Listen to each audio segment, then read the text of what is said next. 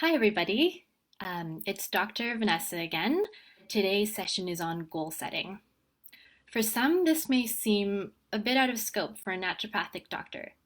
Admittedly, I'm no motivational speaker, but I see this issue come up all the time in practice. Most people see their doctor because they have a problem, and depending on what kind of doctor you're seeing, the solution will vary. More surprisingly, many patients already know what they need to do. A classic example: eat better, exercise more. Also, remember to take my supplements. Interestingly, prescription medications are rarely forgotten. If anyone has any insights into this issue, I welcome your comments. Hi, for those who've just joined us. So many of us are used to hearing versions of what's the issue when we go see our doctors. Even I've asked, what's brought you here today? But what's really more useful to know is, what do you hope to gain? And put it in the context of goals. I really got into goal setting after university, when I started working for a company that prioritized developing their employees. While I loved this concept, time was a big factor. It was not on my side. Between working 85 hours over 2 time zones and completing part-time studies to get into naturopathic medical school, I always defaulted to the time excuse. During this pandemic, I have had more time than I have ever had in my entire life to do things for myself, to pursue those things that I say are important to me. Yet, my productivity has gone way down. And it forced me to reflect on why this was. Not too long ago, Dr. Jeff did a talk on the power of habits and routines. This may help you too. I went back into my folders and brushed up on why I got into goals in the first place. What are some of the key concepts? And that's going to be what I share with you today. A little bit of the theory and hopefully some practical tips you can put into action. Life is about change. When it comes to aging and globalization, some assume it'll be for the worse. But it doesn't have to be this way. Life is always changing. I mean, did any of us really see COVID-19 coming, or the extent of its impact on daily life? I don't think so. The only way to stop change is death, but how we change is up to us entirely. Kung Fu master Bruce Lee said it best: life is about change, but growth is optional, and it's never too late to start. I personally don't believe that someone is ever too old to change. This defeatist attitude may have been born from a series of failed previous attempts. So it's a good idea to reflect and ask some follow-up questions. In the following examples, I'm going to use the word grow, but you can personalize it with any goal or change that you want to begin. So one of the first questions should be, why do you want to grow? The next set of questions are better answered by a 10-point rating scale, with 0 being absolute apathy and 10 being everything humanly possible to crush your goals. Special shout out to my friend Courtney, who is one of the biggest go-getters I know. It happens to be her birthday today. A pandemic is no time that someone really wants to be or can be celebrating. So I hope this puts a smile on her face. So back to the questions. On this 0 to 10 rating scale, How much or how badly do you want to grow? What is your willingness to grow, to take the necessary steps to grow? How successful do you think you'll be in growing? Most of my successful patients have a few things in common. They are self-aware, have clear objectives for why they're seeing me, and often bring up their vision or the big picture for their future. They talk about their goals and hold themselves accountable. If by answering those questions, the numbers are all 6 or above, it's usually a signal to me that positive change will come sooner.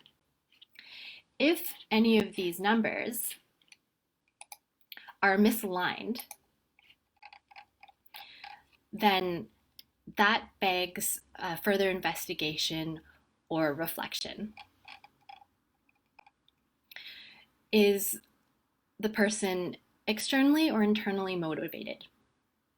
Did someone tell you you ought to or need to do something? What's in it for you? Is the goal worth pursuing in its own right without promise of reward or threat of punishment? In therapy or counseling, there's a saying that goes, the patient leads, but the therapist or doctor is always in control.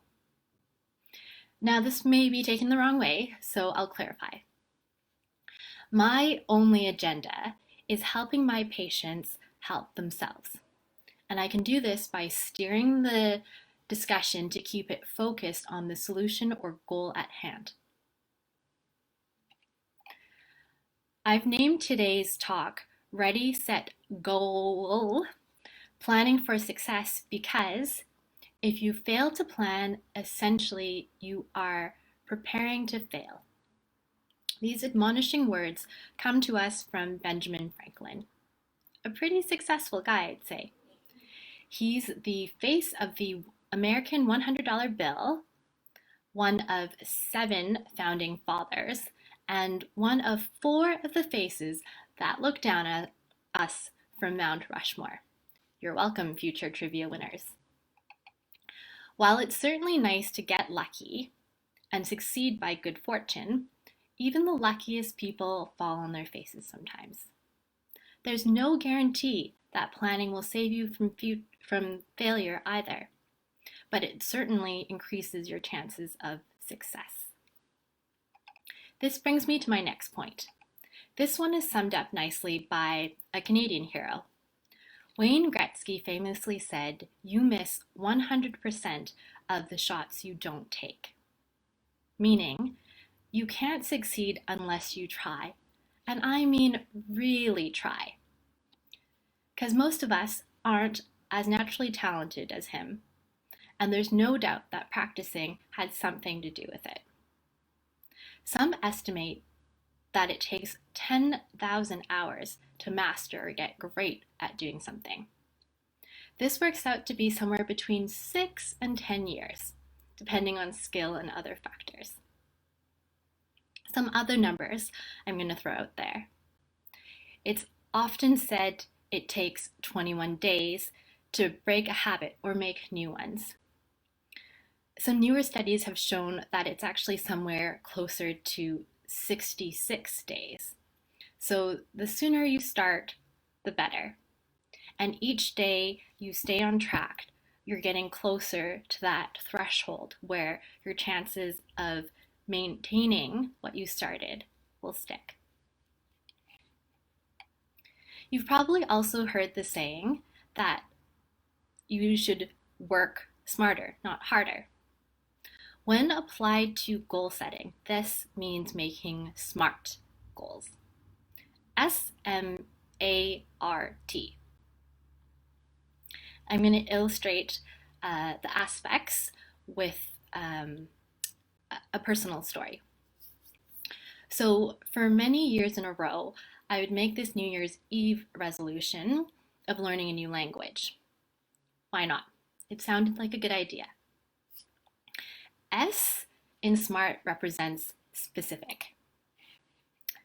What language was I going to learn? In my late teens, I thought it would be really cool to learn ASL, or American Sign Language. At the time, I was volunteering with my university's Sensory Motor Instructional Leadership Experience Group, also known by the acronym SMILE. And a few of the kids were hearing impaired. I thought it would be best to learn the alphabet so I could at least spell everything out. Next letter is M in SMART. This stands for measurable. My goal would be accomplished when I knew the ASL alphabet fluently. Next up is A. Make it achievable. Since there's 26 letters, all I had to do was learn 4 on average per month. That works out to 1 per week, which is basically nothing. And I would be done by summer vacation in 6 months' time. This also partially covers the last letter, T. And by the way, I am not doing ASL. I can't remember anything. T stands for time-bound or time-sensitive. To further refine my goal, I could also specify a day of the week or set up a reward that I could have once I did my homework. These are other elements to time.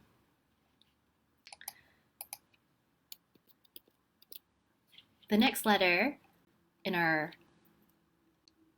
memory aid, SMART, is R for relevant.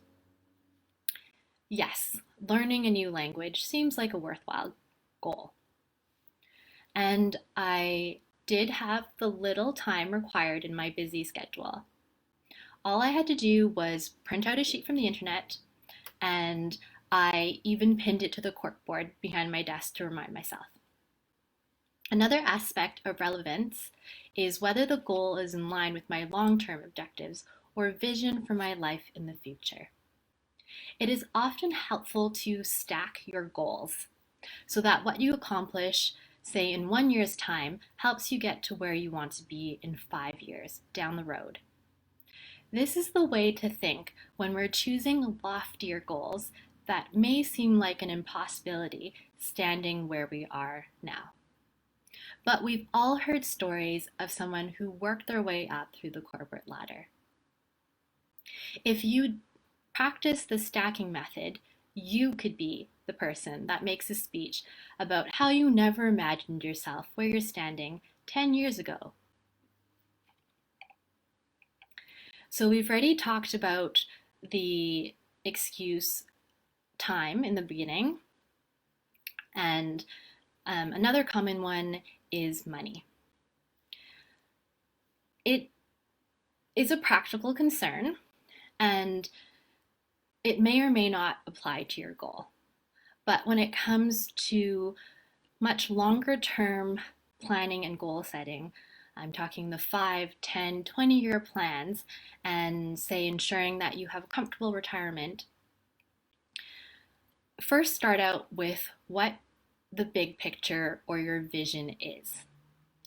Take a moment to close your eyes and try to picture what your dream life would be if money were not an object. Oftentimes, when we don't focus on the obstacles, they kind of work themselves out in the long term. This is especially true if you've picked goals that follow the SMART guidelines, that they will be attainable. So I've told you the story, but I haven't told you all of it yet. I actually never got all the way to the 26 letters of American Sign Language.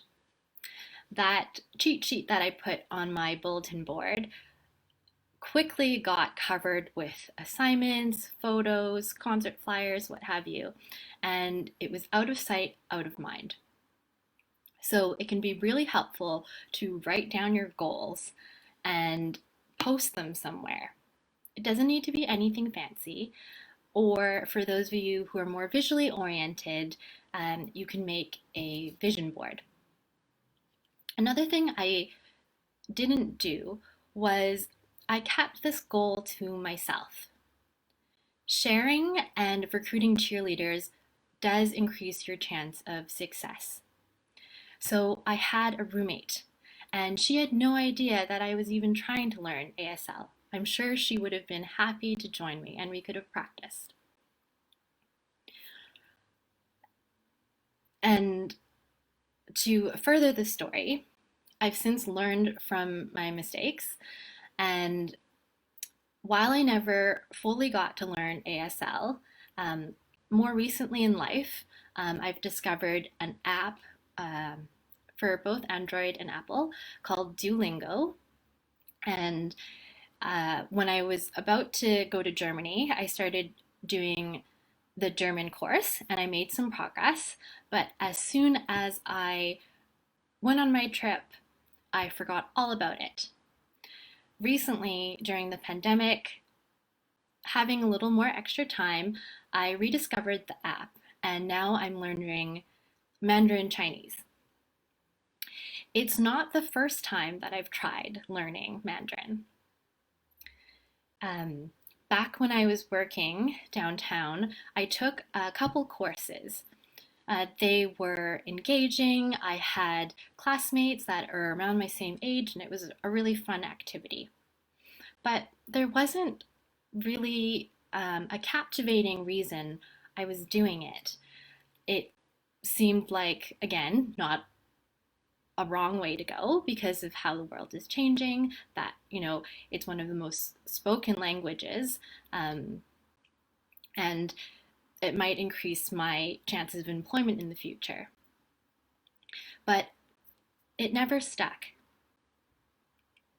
And so the things that I have learned is that when you share your goals, um, those people can remind you. And they're only holding you accountable because you decided to bring them into the fold. It's not meant to make you feel bad if you haven't made sufficient progress. It's just a check in, a reminder that they care about what matters to you. And if you ever find that you aren't making gains with goals, it is time to review and reflect. As I mentioned before, life is always changing. We ourselves change as people. And a goal that we had, especially with longer term goals that we had in our late 20s, might not be relevant anymore in our mid 30s. So go back to the drawing board as necessary. Nothing is ever written in stone. It's just kind of there to remind you when you have a little extra time on your hands, is there something that you could be doing? While a lot of things are shut down right now and we don't have the freedom of movement and tons of options, looking forward to something in the future, a brighter future, can help with getting through tough times. So, in summary, we've talked about the SMART principles of goal setting. When you're making your goals, ensure that they're specific, measurable, attainable, relevant, and time bound or time sensitive. Also, remember that if you don't plan for success, you're planning for failure. Again, if you're not planning for success, then you're planning for failure. It takes time and effort, but if you never try, you'll never get there. I think that's everything that I had to say today. If any of you out there watching are currently working on a goal, please feel free to share. Be proud that you're trying to improve something. And if anyone has any questions or comments, I'll stay online for a couple of minutes. And also a reminder that while we are physically closed, the office is, we are still offering telemedicine appointments to our patients through phone or secure web conference. So if you have any health goals that you'd like support on, we here at Brio are available to you. And as naturopathic doctors, especially, we are your health partners, and you're the one, as I've said before, you're the one that's leading. So we're never going to force you to do anything that you don't want to do. We make our recommendations on what you tell us is important, and just equip you with the information to make informed decisions on how to best get from A to B. So that's everything I have for today. I am Dr. Vanessa from Brio Integrative Health, and today's session was on goal setting. I hope you found it helpful and learned something. Goodbye.